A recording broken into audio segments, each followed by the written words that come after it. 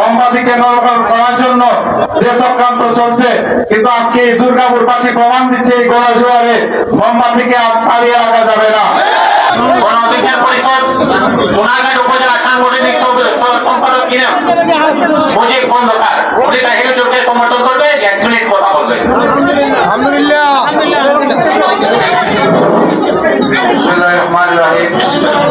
ত্রয়োদশ জাতীয় সংসদ নির্বাচনের আজকের এই মৎসভায়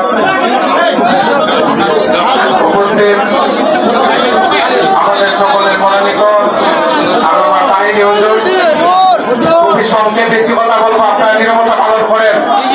কথা বেশি বলতে হয় না, কিন্তু কথাগুলো পেশ করে নেওয়ার মতন যদি এমন মানসিকতা থাকে তাহলে পরিবর্তনের জন্য একটি কথাই যথেষ্ট। একটু সাইলেন্ট হন। আমি নীরব ভাবে 1 মিনিটে আমি কুশালু ভাবে একটি কথা বলে আমার কথা শেষ করে দেব। কথায় আছে চালাকি কিনে বুঝে বুকায় বুঝে কিনে। নির্বাচন আগের প্রাথমিক বক্তব্য আমাদেরকে জানতে হবে। নির্বাচন শব্দের অর্থ হচ্ছিল বাছাই করা। আমরা কাকে বাছাই করব? যিনি নীতি করব আন্দোলন প্রণয়ন করবেন, সুচিন্তিত যুক্তিবিদ্যা উন্মোচন করবেন, এই দেশের সকলের কণ্ঠস্বর একত্রিত করে সংসদে গিয়ে আমাদের অধিকারের জন্য কথা বলবেন এবং লোকদেরকে আমরা সংসদে পাঠাবো, ঠিক কিনা? আপনারা জানেন বাংলাদেশ একটি গণতান্ত্রিক দেশ, আর এই গণতন্ত্রের মূল মন্ত্র ছিল জনগণের শাসন।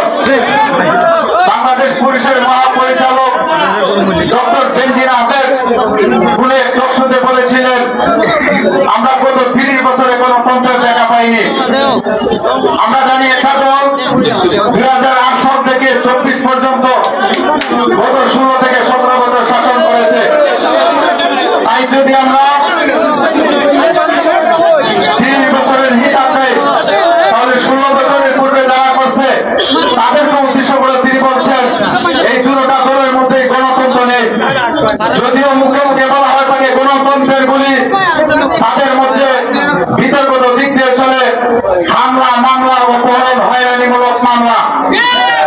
আজকে বাংলাদেশের মানুষ এই সমস্ত খুনাখুনের রাজনীতি আর চায় না।